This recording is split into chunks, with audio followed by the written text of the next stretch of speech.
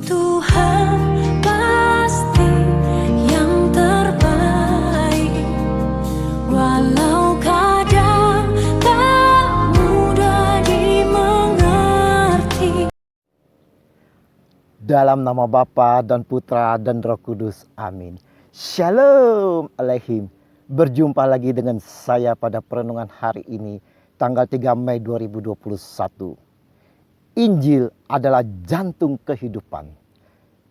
Bacaan liturgi hari ini diambil dari 1 Korintus 15 ayat 1 sampai dengan 8 dan Injil Yohanes 14 ayat 6 sampai dengan 14. Saudara-saudaraku yang terkasih di dalam kasih Kristus, suatu pernyataan yang lazim namun sering kita dengar bahwa kebanyakan orang menyatakan kitab suci merupakan sejarah. Injil adalah sebuah kisah sejarah tentang Yesus. Apakah betul Injil sekedar sejarah, saudara? Kita tahu bahwa jantung adalah sebagai pengendali kehidupan. Jika jantung berhenti berdetak, aliran darah berhenti, manusia akan mengalami kehilangan kesadaran, otak menjadi rusak, dan manusia akan mati.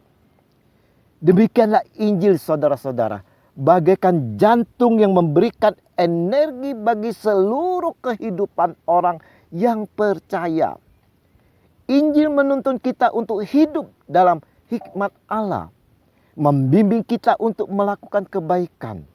Injil juga memberikan kekuatan dalam merombak dan memperbaharui dalam kehidupan kita.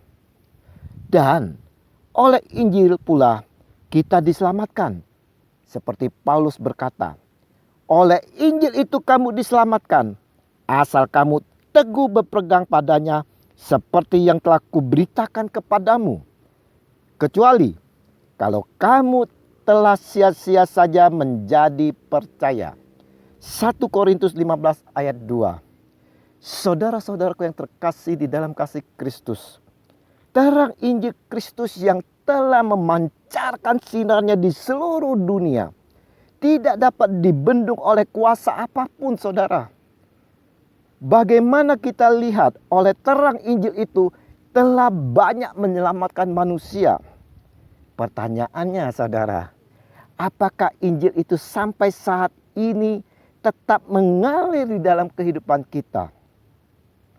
Pada perayaan pesta Santo Filipus dan Yakobus Rasul, kita semua diingatkan oleh Paulus, saudara-saudara, di dalam bacaan pertama hari ini, yang telah menerima Injil hendaklah selalu senantiasa hidup di dalamnya. Bukan sekadar menerima Injil, saudara, sebagai sejarah yang harus dikenang, namun harus menjadi dasar di dalam kehidupannya. Harus selalu berpegang teguh secara penuh pada Injil dalam kehidupannya. Janganlah, saudara, kita seperti Filipus yang dalam Injil hari ini masih kurang percaya akan Yesus. Kata Filipus kepadanya, Tuhan, tunjukkanlah Bapa itu kepada kami. Itu sudah cukup bagi kami. Yohanes 14 ayat 8. Filipus masih kurang percaya, saudara, walau dia telah sekian lama mengikuti Yesus. Nah, saudara-saudaraku yang terkasih, apakah dalam kehidupan kita juga seperti Paulus? Seperti Filipus maksudnya, saudara? Paulus menyampaikan hal ini sebagai kesaksiannya. Sebab yang sangat penting telah kusampaikan kepadamu, yaitu apa yang telah kuterima sendiri, ialah bahwa Kristus telah mati karena dosa-dosa kita. Sesuai dengan kitab suci, bahwa ia telah dikuburkan dan bahwa ia telah dibangkitkan pada hari yang ketiga.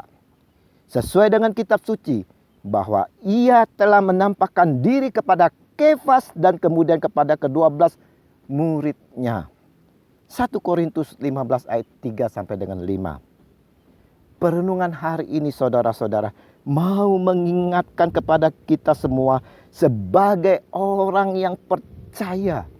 Hendaklah selalu berdiri teguh dan selalu berpegang teguh pada Injil.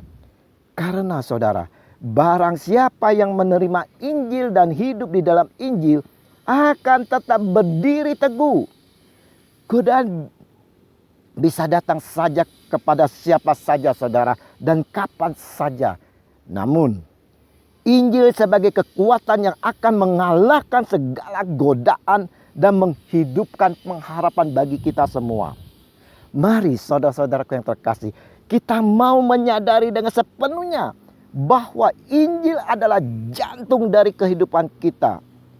Untuk itu saudara-saudara, kita mau hidup di dalam Injil, selalu tekun dan berpegang teguh pada Injil. Yesus Tuhan kami, sabdamu adalah jantung kehidupan kami. Biarlah Engkau boleh senantiasa bersabda agar kami selalu beroleh kehidupan demi Kristus Tuhan kami. Amin. Dalam nama Bapa dan Putra dan Roh Kudus. Amin. Shalom.